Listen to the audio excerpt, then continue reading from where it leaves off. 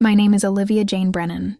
I'm 32 years old, and I work as the executive director of the Colorado Health Access Initiative, a statewide nonprofit that provides healthcare navigation services to underserved communities. My mother thinks I work at a food bank. She's never asked.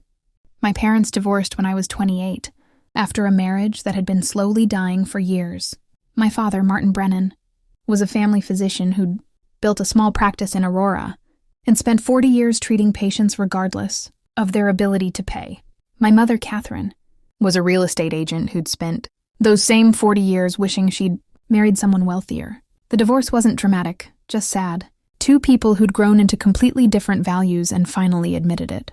Dad got the modest house in Aurora, his medical practice, and his retirement savings. Mom got half of everything and immediately upgraded to a Cherry Creek condo and a new wardrobe. 6 months later, she married Richard, whose net worth made my father's life savings look like pocket change. I'd been finishing my master's degree in public health when the divorce happened. Dad helped me financially. Mom sent a card saying she was starting a new chapter and hoped I'd understand. The subtext was clear. Her new chapter didn't include reminders of her old life, including me. Over the next few years, I saw my father regularly. Sunday dinners at his house, coffee before work, long conversations about his patients. My research, the state of healthcare in Colorado. I saw my mother 3 times a year, Christmas, her birthday, and one awkward brunch where she'd talk about Richard's business deals and I'd nod politely. She never asked about my work. When she referred to it at all, it was Olivia's charity thing or her little nonprofit. I stopped correcting her. 2 years ago, my father called me with an idea. I'm retiring, he said, and I want to do something meaningful with what I've learned. We met for dinner. He spread out papers across the table. Patient stories, statistics, gaps in the healthcare system he'd witnessed for 4 decades. People need help navigating insurance, finding specialists, understanding their options, he said, especially people who don't speak English well, who don't have family to advocate for them, who fall through the cracks. A patient navigation service, I said. Exactly, but bigger, statewide. Something that could actually make a difference.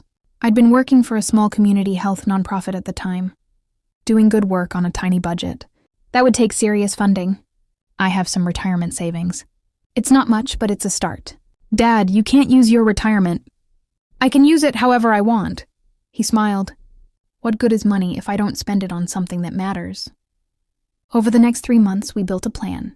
My father contributed $180,000 from his retirement savings. I wrote grants, pitched to foundations, met with donors.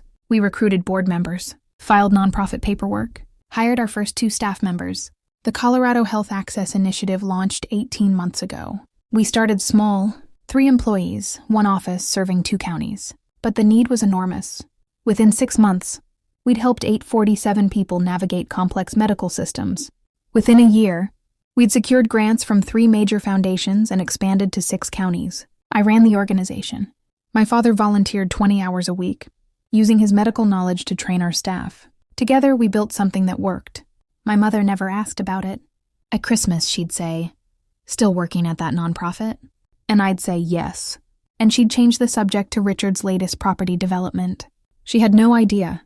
I was running an organization with a $2.3 million operating budget. No idea we'd been featured in the Denver Post. No idea Governor Morrison had toured our office last spring and called it exactly the kind of community-driven solution Colorado needs. To Catherine Castellano, I was the disappointing daughter from her first marriage who worked some vague charity job and couldn't afford designer clothes. I let her think that, because it was easier than explaining, easier than trying to prove my worth to someone who decided I had none. The idea for the gala came from our board chair, Patricia Wong. "We need a signature fundraising event," she said, during a board meeting 6 months ago. "Something that raises our profile and brings in major donors." "I'm not great at asking people for money," I admitted. "You don't have to be. We'll hire an event planner, build a committee, create a program. You just have to show up and tell our story." "What kind of event?" Patricia smiled. "What if we tied it to your father's 70th birthday? Honor his 40 years of service, celebrate the work he inspired, and raise money for the initiative he helped create?" It felt perfect. My father had given so much to healthcare in Colorado. A gala celebrating his legacy while funding the future felt exactly right. We formed a planning committee. Patricia recruited board members with connections, corporate leaders, philanthropists, people who could open doors I didn't even know existed. Within weeks, we'd secured the Brown Palace Hotel ballroom, recruited sponsors, built an invitation list that included business leaders, elected officials, and healthcare executives across the state. Governor Morrison agreed to attend. So did Senator Chen, a longtime advocate for healthcare access. So did CEOs, foundation directors, and dozens of people whose donations could transform our budget. The goal was ambitious: raise $500,000 in one night. I wrote the invitations personally. 50 of them went to my father's former patients, people he'd treated for years who wanted to honor him. 20 went to colleagues from his practice. 30 went to major donors we'd been cultivating. And 1 went to my mother. I debated that invitation for hours. She and Dad were divorced. She'd moved on. She probably wouldn't care about an event honoring his work. But he was still her ex-husband, the father of her child. Leaving her off the invitation list felt wrong, even if our relationship was strained. So I sent it. A formal invitation to Catherine and Richard Castellano, asking them to join us in celebrating Dr. Martin Brennan's lifetime of service. She RSVP'd yes within 2 days. I should have known she'd come, not to honor my father, but because the event was at the Brown Palace with the governor and a senator. Because it was the kind of high-profile gathering where Catherine Castellano could network and be seen. I just didn't expect her to try removing me from it. The week before the gala, I barely slept. Our event planner, Marcus Delgado, was brilliant, but demanding. Every detail mattered. Seating charts, menu selections, audio-visual cues, the exact timing of speeches. "You have 7 minutes," he told me during our final rehearsal. "Welcome, everyone. Introduce the initiative. Explain why tonight matters, then transition to your father's remarks." 7 minutes, not 8. I'd rewritten my speech 9 times. It needed to be personal enough to honor my father, professional enough to impress donors, and compelling enough to inspire generosity. Marcus made me practice it in front of the empty ballroom. "Slower," he said. "You're rushing. Breathe between sentences. Make eye contact with different sections of the room. This isn't a presentation, it's an invitation." By Thursday, I could recite it perfectly. By Friday, I questioned every word. That morning, I met my father for coffee. "You nervous about tomorrow?" he asked. Terrified. He smiled. "You'll be wonderful." "You always are. I'm not good at public speaking." "You speak publicly all the time. To donors, to community groups, to our staff. This is the same thing. This is the governor and 300 strangers in formal wear. So wear something that makes you feel confident." I thought about my closet. The navy dress I'd worn to every formal event for 7 years. The 2 pairs of work slacks. The cardigans I rotated through. "I don't own anything appropriate for this," I admitted. Dad reached across the table and took my hand. "You could show up in jeans and a t-shirt, and you'd still be the most impressive person in that room, because you built something that matters. Don't forget that." I wanted to believe him. That afternoon I went shopping. Not at the department stores my mother favored, but at a consignment shop in Capitol Hill. I found a simple black dress with 3/4 sleeves and a modest neckline, classic, professional, $45. It fit perfectly. Saturday morning, I woke up at 5:30 a.m. with my stomach in knots. Marcus had scheduled a final walkthrough at 2 p.m. The event started at 6:30 p.m. I had the whole day to panic. Instead, I drove to the office. Our small team was working the weekend, preparing materials for Monday's client appointments. Seeing them, focused, dedicated, helping people, reminded me why any of this mattered. By 1:00 p.m., I was at the Brown Palace. Marcus walked me through every detail one final time. The string quartet would play during cocktail hour. At 7:30 p.m., guests would be seated. At 7:45 p.m., I'd take the podium. "You'll welcome everyone. Speak for 7 minutes. Then introduce your father," Marcus said. "He'll speak for 10 minutes. Then Governor Morrison will give remarks. Then we'll do the pledge drive." Simple. Nothing about it felt simple. By 6 p.m., I was dressed and standing in a small holding room near the ballroom. Through the door, I could hear the crowd arriving. Laughter, conversation, the soft clink of champagne glasses. My phone buzzed. A text from my father. "Just arrived. You here?" "Yes, hiding backstage." "Come say hello. I want to introduce you to some people." I took a breath, checked my reflection one final time, and walked into the ballroom. That's when I saw my mother, and that's when everything went sideways. After the governor walked away, I stood near the podium with my heart pounding so hard I could feel it in my throat. My mother appeared beside me. What the hell is going on? I'm giving the opening remarks. For what? Why would you be speaking? I looked at her. Really looked at her. At the woman who'd given birth to me, raised me, then decided I wasn't impressive enough to fit into her new life. Because I organized this event, I said quietly. She blinked. What? The Gala. I organized it. The Colorado Health Access Initiative is my organization. I'm the executive director. This entire event exists because I built it. My mother's face went blank. The 79 dress you mocked? I wore it because I've spent the last 6 months directing every available dollar toward tonight. The little non-profit you dismiss? It has a $2.3 million budget and serves 12 counties across Colorado. The quaint charity job you think is embarrassing? It's the work Governor Morrison called a model for the entire state. Catherine stared at me. I didn't tell you because you never asked. You decided who I was 4 years ago and never looked close enough to see if you were wrong. Olivia, I need to go. They're about to start. I walked toward the podium where Marcus was, waiting with a microphone and a reassuring nod. The lights dimmed. The string quartet finished their piece. 300 people quieted and turned toward the front of the room. Marcus handed me the microphone. Good evening, I said, my voice steadier than I felt. My name is Olivia Brennan, and I'm the executive director of the Colorado Health Access Initiative. Thank you for being here tonight. I could see my mother in the crowd, standing near the back, her face pale. I could see my father in the front row beaming. I could see Governor Morrison, Senator Chen, dozens of faces I'd met during months of planning, and I could see the index card in my hand with the speech I'd practiced for weeks. I set it down on the podium. 2 years ago, my father called me with an idea, I began. He'd spent 40 years as a family physician, treating everyone who walked through his door regardless of their insurance, their language, or their ability to pay. And he'd watched thousands of patients struggle, not because they lacked access to health care, but because they couldn't navigate the system designed to help them. I told the story, how my father and I had built the initiative from nothing, how we'd started with 3 employees and a dream, how we'd grown to serve over 4,000 people in just 18 months. Tonight, we're here to celebrate 2 things, I said. Dr. Martin Brennan's 70th birthday and 40 years of compassionate service, and the future of healthcare access in Colorado, a future we're building together. I spoke for exactly 7 minutes. When I finished, the ballroom erupted in applause. I introduced my father.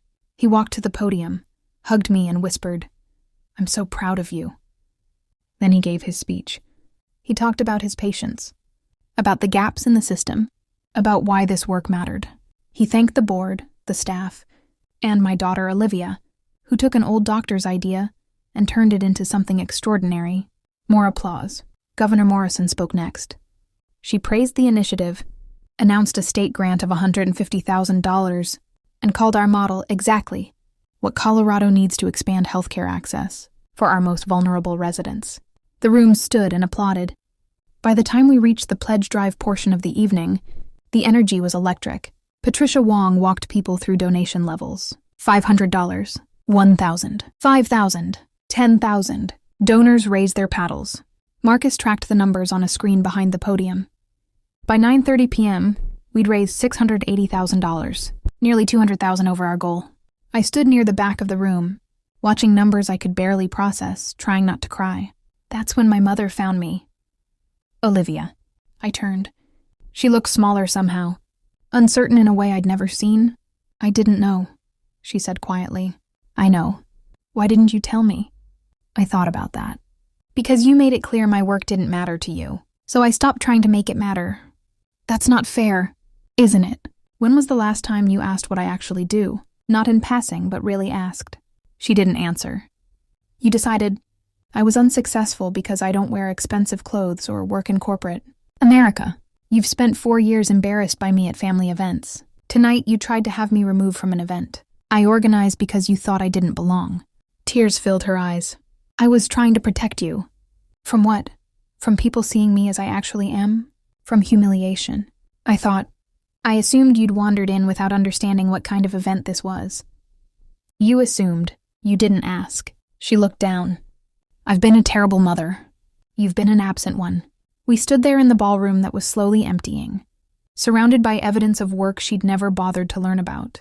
Can we fix this? She asked. I wanted to say yes. I wanted to forgive her immediately and move forward like nothing had happened. But I'd spent 4 years being invisible to her. Quick forgiveness felt like erasure. I don't know, I said honestly. Maybe, but it would require you actually seeing me, not the version of me you decided exists, but the person I actually am. I want to try. Then start by asking questions, real ones, about my work, my life, the things that matter to me. She nodded. Okay. We didn't hug. We didn't make promises.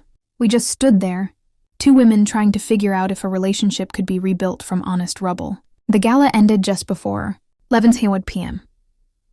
My father and I stood near the entrance, thanking donors as they left. Governor Morrison stopped on her way out. Olivia, that was exceptional. Your father is right to be proud. Thank you, Governor. And thank you for the state grant. You've earned it, she smiled. I'll have my team reach out next week to discuss expansion possibilities. What you've built is exactly the kind of public-private partnership we need. After she left, my father put his arm around me. How are you holding up? Exhausted, relieved, still processing. You were incredible tonight.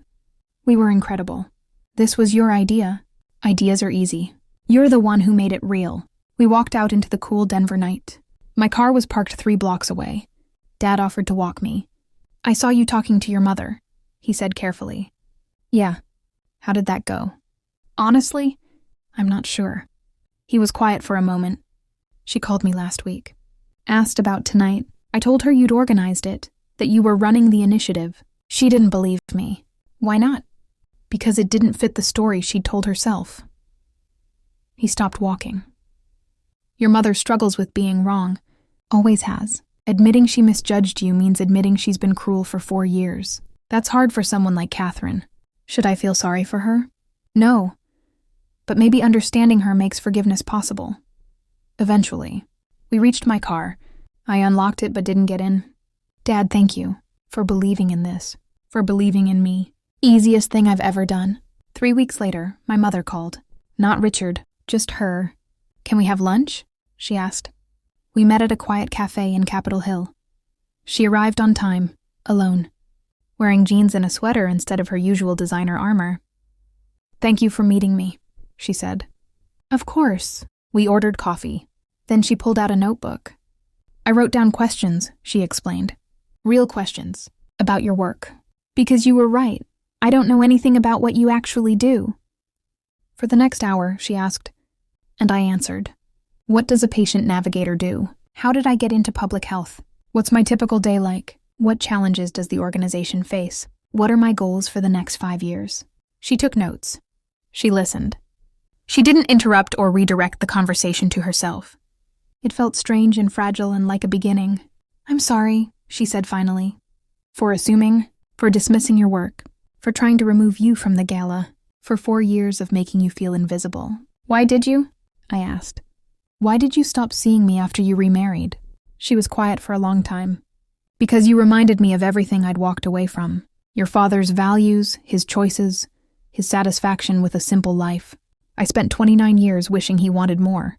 When I finally left, I wanted to forget that version of myself. And you, she paused. You're so much like him, caring more about meaning than money. I couldn't reconcile that with the life I'd chosen. So you decided I was a failure. I decided you were a threat to the story I told myself about why I left. At least it was honest. Over the next 6 months, my mother showed up. Not perfectly, but consistently. She attended a volunteer orientation at our office. She brought Richard to a community health fair we organized. She asked questions, listened to answers, and slowly began understanding the work I'd spent years building. Richard remained largely the same, well-meaning but disinterested. But Catherine changed. On my 33rd birthday, she called. I have something for you, she said. We met for coffee. She handed me an envelope. Inside was a check for $25,000 made out to the Colorado Health Access Initiative. I can't take this, I said. It's not for you. It's for the organization.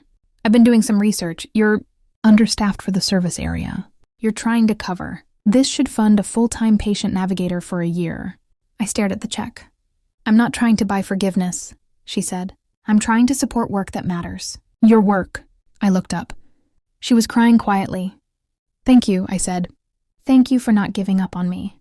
We didn't fix everything. Some damage runs too deep for complete repair. But we built something new, a relationship based on honesty instead of performance, on seeing each other